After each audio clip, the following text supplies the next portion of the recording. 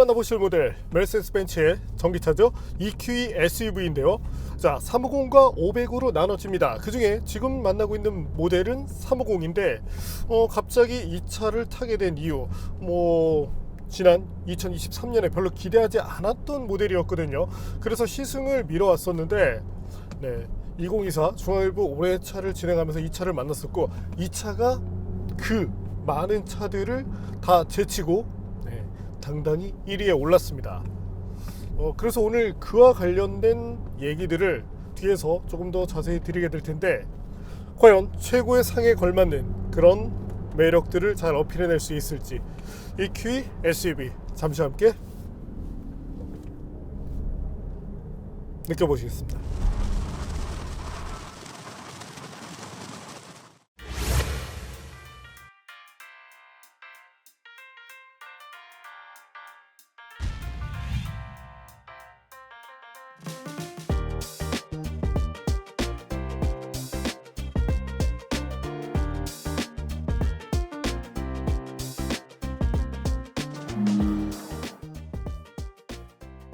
메르세데스 벤츠는 EQC를 시작으로 다양한 전기차들을 내놓고 있는데요. 지금 보시는 EQE SUV는 먼저 나온 세단형에 이은 크로스오버 타입이죠. EVA 플랫폼을 썼고요. 지금 보시는 것은 EQE SUV 중에서도 350 포매틱 버전인데 차량 가격은 1억 900만 원대입니다. 비싸다고요? 내연기관의 제네시스 GV80 3.5 쿠페와 유사한 가격입니다. 전면 분위기는 다른 벤츠의 전기차들 같은 모습이죠. 호불호가 갈리긴 하지만 자사의 분위기를 그대로 보여준다는 점은 좋습니다. 헤드램프 내부 디테일에도 많이 신경 쓴 모습이고요. 블랙 패널 안쪽에는 브랜드를 상징하는 약 280여 개 이상의 별 모양 무늬를 넣었죠. 덕분에 화려해졌고요. 측면은 지상고가 살짝 낮은 SUV의 모습을 보여줍니다. 크로스오버 타입이죠. 복잡한 기교 없이 심플한 모습을 보여줘서 좋은데요. 운전석 팬더 부분에 있는 이것은 워셔액 주입구입니다. 충전 단자는 반대편에 있고요. 휠은 20인치 크기인데 나름대로 머슬가미한 디자인을 쓰고 있죠. 타이어는 255mm급 굿이어 서머 타이어가 기본이고요. SUV답게 북미 시장에서 잘 나가는 브랜드와 협업을 했네요. 루프 디자인도 공간 침해가 없도록 길게 뻗었죠. 뒤쪽으로 가면서 쿠페 형상을 보여주는 것도 특징입니다. 뒷모습에서 포인트가 되는 것은 테일램프인데요. 수수해 보이지만 나름대로 화려한 느낌을 주려 했죠. 트렁크 리드와 연장된 형상의 스포일러도 멋스럽고요. 범퍼 하단을 심심하지 않게 꾸몄고 스키드 플레이트 느낌이 나도록 디자인을 해서 나름대로 SUV의 감각을 잃지 않도록 했습니다. 인테리어는 다분히 벤츠다운데요. 승객들을 감싸는 랩 어라운드 스타일이 기본이죠. 계기판은 12.3인치인데 베젤이 약간 큰 편이라 최신 자동차의 느낌까지 주진 않지만, 대신 센터 디스플레이가 크기 때문에 최신 자동차를 탄다는 느낌을 받게 해주죠. 처음엔 조금 어색해 보여요. 하지만 쓰다 보면 편하다고 느끼는 스타일이죠. 크기는 12.8인치인데 OLED 패널을 쓰고 있고요. 인포테인먼트 시스템을 위해 8개 코어를 가진 CPU, 24GB의 램도 쓰였습니다. 인포테인먼트 시스템을 통해서 다양한 전기차 관련 메뉴들을 볼 수 있는데요. 잠시 몇몇 메뉴들을 볼까요?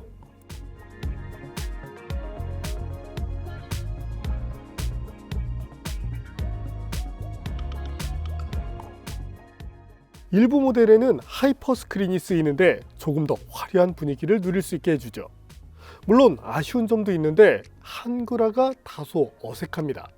스티어링 휠은 최신 벤츠 스타일이죠.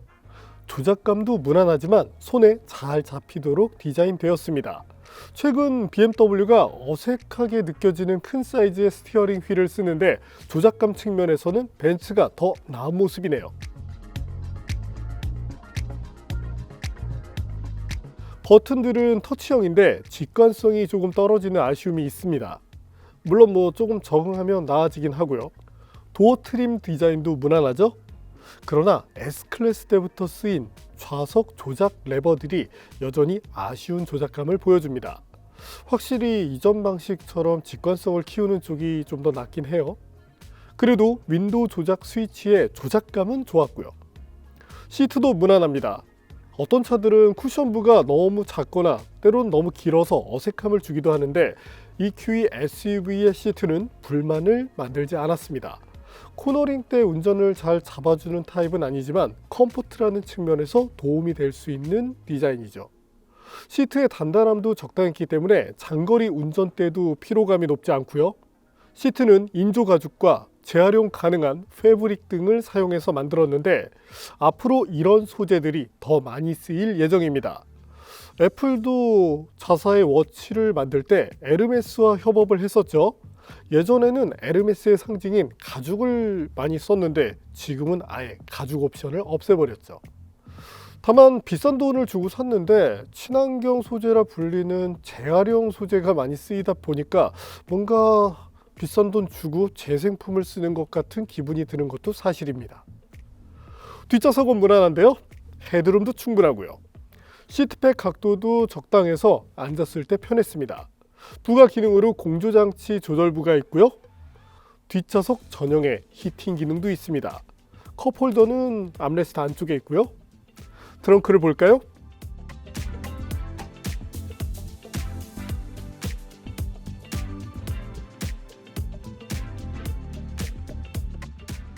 에이다스 성능도 좋았는데요. 차선 중앙 유지 기능은 물론 야간에서 보행자가 있을 때 안정적인 긴급 제동 능력까지 보여줬죠. EQE SUV 350 포매틱에는 215kW급, 우리 기준 약 288마력 정도의 성능을 가진 모터가 쓰입니다. 최대 토크는 765Nm 정도고요. 두 개의 모터가 시너지를 낸 성능이죠. 전력을 공급하는 배터리는 약 89kWh급이고요. 효율을 높이기 위해 히트 펌프 시스템을 기본 탑재했습니다. AC 충전기를 사용할 경우 최대 9.6kW, DC 콤보를 사용하면 최대 170kW급까지 지원하도록 설계되어 있고요. 포매틱이란 명칭에서 알 수 있듯 두 개의 모터를 통한 4륜 구동이 기본인데 주행 상황에 따라 전륜 축의 구동력을 끊어 후륜 구동만으로 주행할 수 있도록 했습니다. DCU 기능이라고 불리고요. 이것은 전비를 높이기 위한 선택입니다.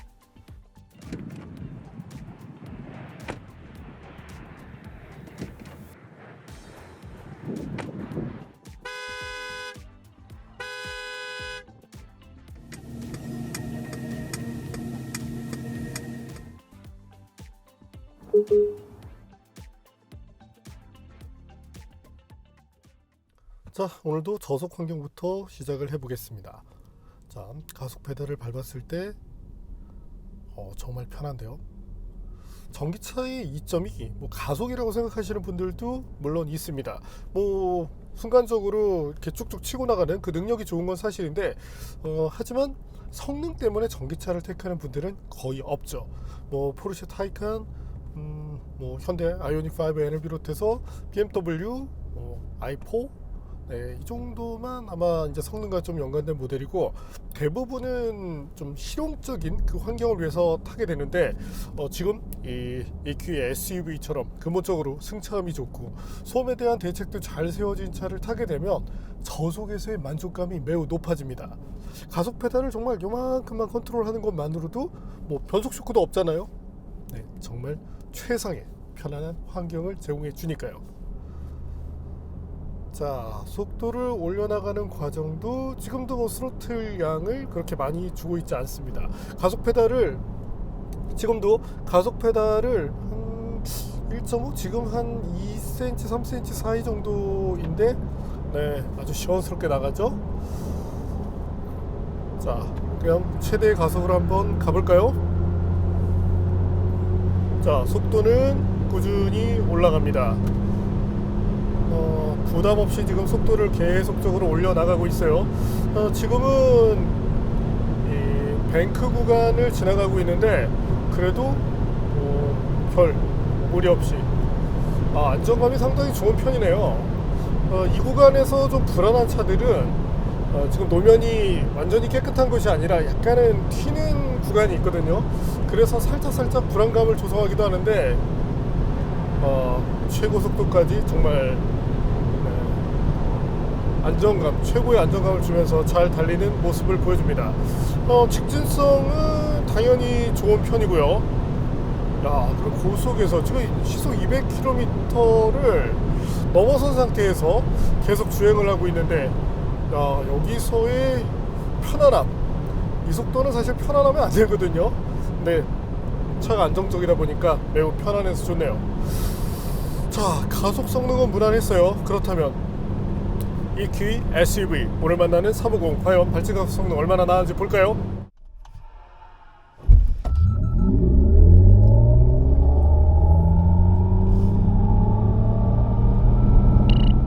저희 테스트 결과 6.2초대를 마크했습니다. 기대보다 상당히 좋은 성능이었어요. 그 상태로 탑스피드 영역인 시속 210km까지 속도를 꾸준하게 올려주는 만큼 가속에 대한 만족감은 분명히 뛰어나다고 얘기 드리고 싶습니다. 물론 이것보다 더 나은 성능을 원한다면 500 버전도 있어요. 저는 이제 500 버전을 먼저 타봤는데 차량의 목적을 생각한다면 지금 것이 더 충분하지 않나 싶네요. 자, 이번에는 메르세데스 벤츠 EQ SUV 350의 핸들링을 보도록 하죠. 이 부분에서 많은 분들이 정말 높은 점수를 줬거든요. 뒤에서 조금 더 자세히 얘기를 드리겠지만 정말 나무랄 부분이 없는 것이 EQ SUV였습니다. 자, 기본적으로 스티어 특성은 언더를 보여줘요. 하지만 계속 감고 기다리면 리어 쪽이 조금 빨리 돌아오게끔 세팅이 되어 있습니다. 자, 지금 같은 경우도 그렇죠. 그래서 초기 특성은 언더로 가지만 이후부터는 운전자가 그리고자 하는 그 값에 따라서 차가 회전한다고 봐주시면 되겠습니다. 자, 이번엔 리프트오프요. 리어 쪽 지지감이 일시적으로 좀 부족한 느낌이 들긴 하는데 초반 인풋 때 그렇거든요. 스티어링 조작 때. 근데 그 이후 이 모든 것들이 진행되는 과정에 있어서 차량의 주행 안전성을 떨어뜨리진 않네요. 자, 지금 같은 경우도 이게 언더인데 언더 스티어가 나지 않도록 차를 안쪽으로 당겨주는 이 특성이 좀 재밌습니다. 지금은 뭐 소리로도 분명히 언더스티어였잖아요. 근데 후반에 싹 말릴 수 있도록 만들어서 운전이 조금 부족한 그 경우도 문제 없게끔 차가 알아서 정말 많은 것들을 해주고 있네요. 타이어 성능도 좋은 편이고. 자, 그럼 잠시 제동 성능 볼까요?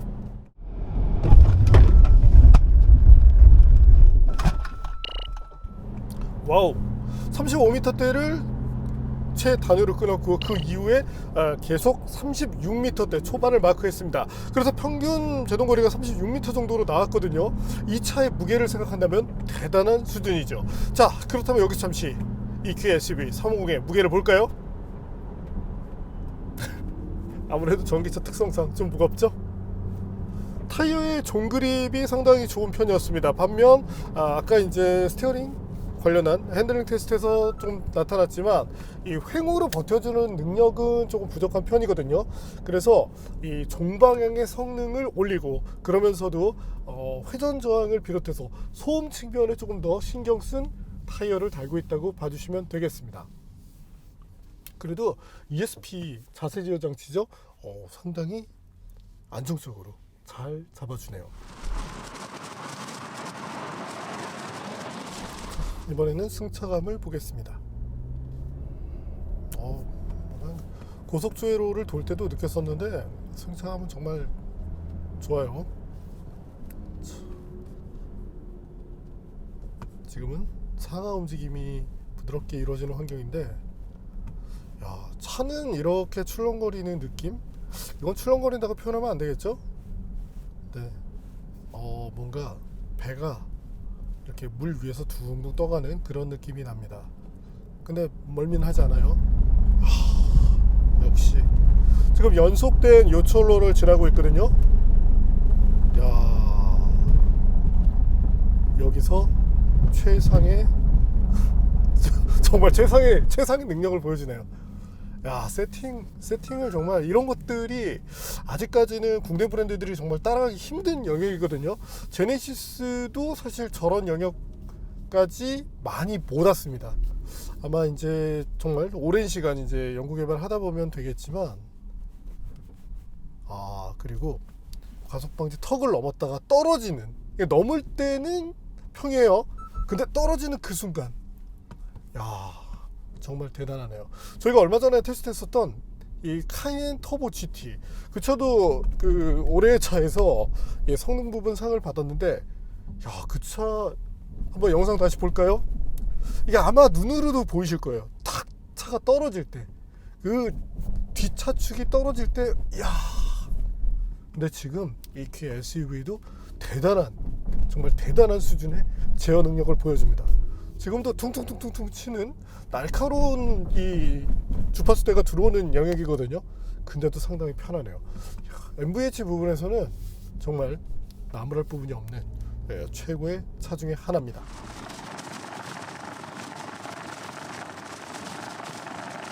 자, 그리고 이 차가 중앙일보 올해의 차에서 대상을 받았잖아요. 자, 그에 대한 얘기를 잠깐 해볼까요?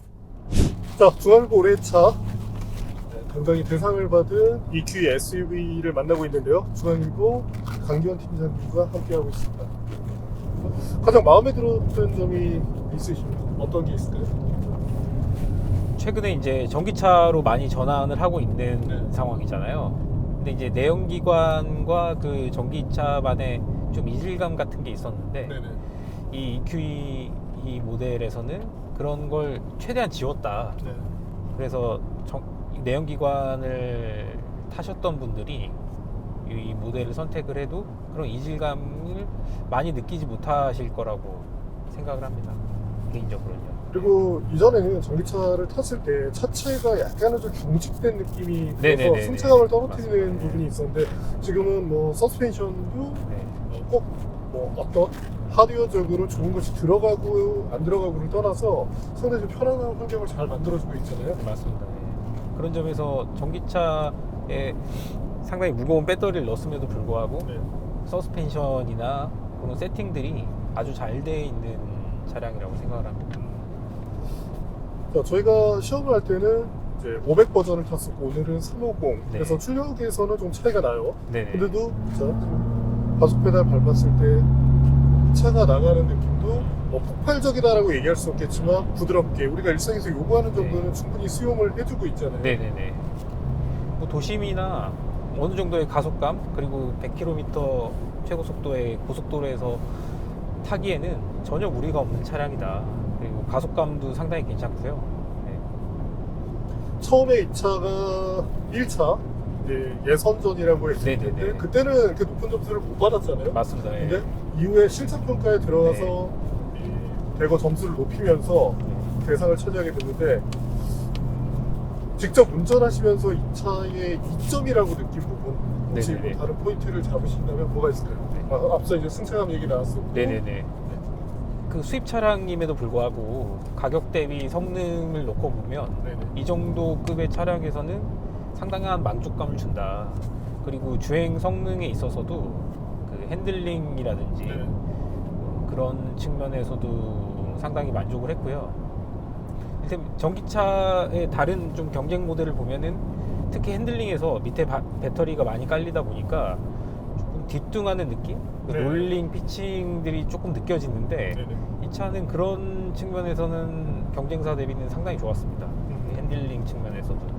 지금 말씀하신 것처럼 현장에서 당시 지금 하고 있는 이 고속주행로에서 이제 평가에 많은 부분이 이루어졌는데, 대부분 칭찬을 하셨던 것이 다 그런 부분이었죠. 이제 소위 스테빌리티라고 얘기하는 즉 안정성 부분에서 상당히 대단한 능력을 보였다. 자, 여기서 잠시 다른 심사위원들의 평가 내용을 볼까요?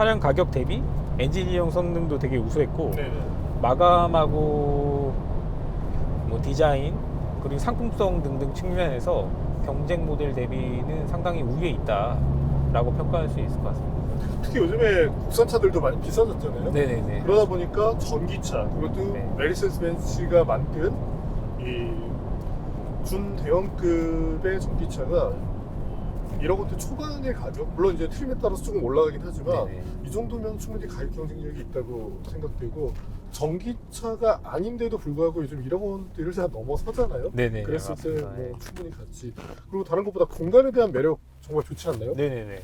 뒷자리도 상당히 넓고요. 뒷자리에 앉아서도 잠깐 타봤었는데 충분히 그 장거리 운전에도 맞을 정도로 서울 부산 오가는데 전혀 문제 없을 것 같습니다. 여기가 노면이 정말 안 좋거든요. 네네네네. 여기서가- 네 여기. 네. 아 여기서- 이거는 뭐 대단하죠. 너무 너무 좋네요 진짜. 정말. 네. 다른 차들, 그러니까 일부 좀 네. 이제 세팅이 덜 돼 있는 차들은 네. 이 진동을 정말 불쾌하게 넘기거든요. 네. 이보다 좋을 수 없다. 이거 저도 여기서 지금 한 4년 정도 네. 이렇게 타보고 있는데 최상입니다.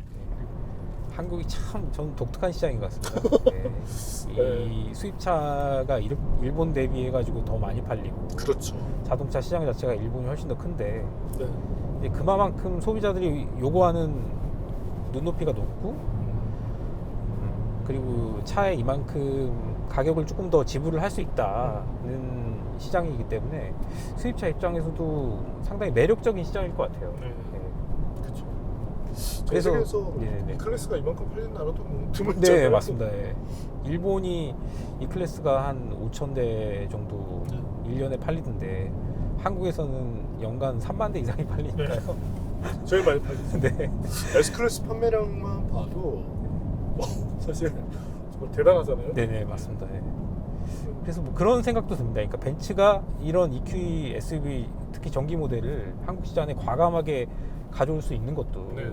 그런 요구가 있기 때문에, 말하자면 소비자들이 원하기 때문에 그런 요구들이 많기 때문에 이런 차도 좀 과감하게 들어올 수 있는 거 아닌가. 예. 그리고 이 차가 그런 다양한 측면에서 그 만족도를 높였기 때문에 올해 차에 수상이 된 올해 차 수상을 할 수 있었던 것 같고요. 국내에도 이제 여러 개의 올해의 차가 있습니다. 근데 그 중에서도 저는 지금 이 중알보 올해차에 대해서 굉장히, 저도 이제 심사위원으로 참여하면서 자부심을 느끼는 게, 이 연차를 비롯해서 정말 현업에서 최고의 사람들이 와서 차를 뽑습니다. 그래서 기준 자체가 높아요.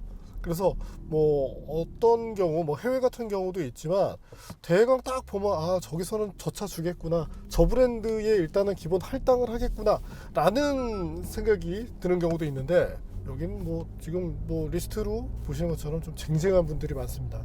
그래서 뭐 정말 적게는 현업에서 10년 이상, 뭐 많게는 저도 그렇지만 20년 이상 되시는 분들, 뭐 지금도 차량의 뭐 개발, 뭐 벤츠부터 시작해서 국내에서까지 다 개발에 관여하셨던 분들이 있다 보니까 저도 배우는 그런 것들이 많고, 네, 그래서 여기서 상을 받는다는 것은 정말 좀 의미가 있다. 네, 그리고 올해는 그 상을 EQ SUV가 받았다. 네, 이렇게 생각해 주시면 되겠습니다. 이번에는 EQ SUV 350 기본 안전성을 보도록 하죠. 102.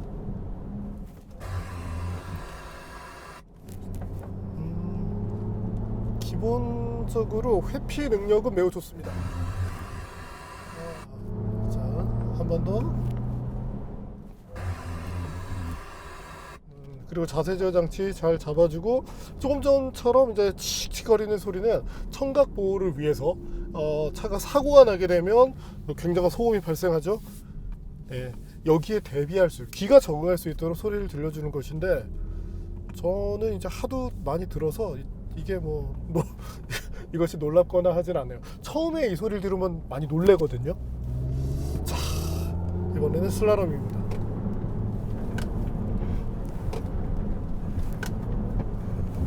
확실히 바디롤이 좀 있어요. 그리고 차량의 중량이 있다 보니까 ESP가 조기 개입을 합니다. 그래도 지금 시속 90km 정도는 계속 유지를 해줘요.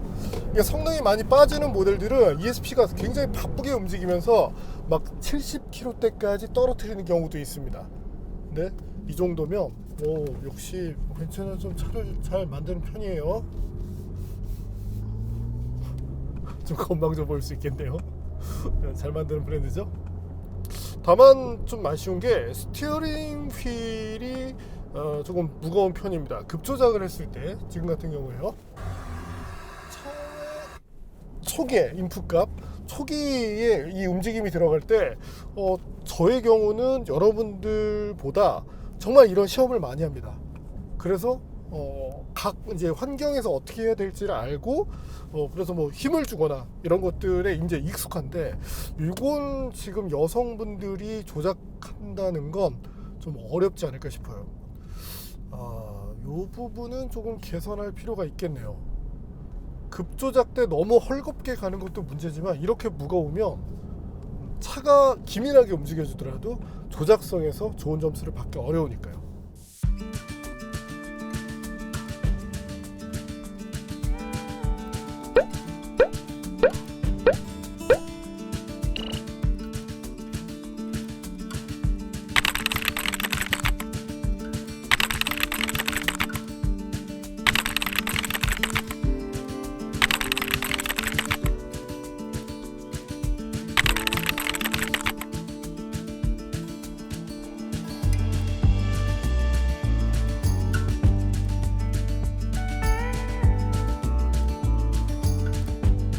네, 오늘 만남 메르세데스 벤츠 EQE SUV 350. 자, 만족도가 매우 높았습니다. 500도 그렇지만 지금 350의 만족도가 더 높아요. 자, 성능으로 놓고 보면 500 쪽이 분명히 더 낫습니다. 하지만 가격이 1억 3천만 원대로 접근하죠. 그러나 지금 이 모델은 1억 원 초반에 구입 가능하죠. 그러면서도 갖출 것들을 갖췄고, 일부 지금 차들을 보면 승차감도 별로 안 좋은데 그냥 고급차로 보여진다는 이유만으로 비싼 가격을 요구하기도 합니다. 국산 차들도 요즘 그래요. 근데 이 차는 갖출 것들을 잘 갖추고 있어요. 그리고 배터리 탑재에 의해서 가격 인상 요인이 있었음에도 불구하고 이 정도의 것들을 해주고 있다면, 최근에 저희가 이제 탔었던 제네시스 GV80 쿠페 같은 경우도 지금 1억 원 정도 하잖아요. 그거랑 비교한다면 이건 정말 해자네요. 네. 그냥 순수 두 차의 가치를 놓고 본다면 여기다 한 2천만 원 정도 더 붙여도 충분할 것 같습니다. 그래도 가성비가 이쪽이 더 낫네요. 승차감 말할 필요도 없이 주행 안전성 더더욱이 말할 필요 없이 말이죠. 네, 오늘은 역시 최고들이 모여서 최고의 이 상을 줄 때는 이유가 있다 라는 점을 매우 잘 보여준 메르세데스 벤츠의 EQE SUV 350을 만나봤습니다.